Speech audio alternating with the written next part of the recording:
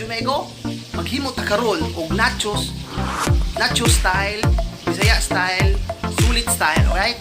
Itong gamiton kay Mr. Chips, okay? Ingredients, pasok.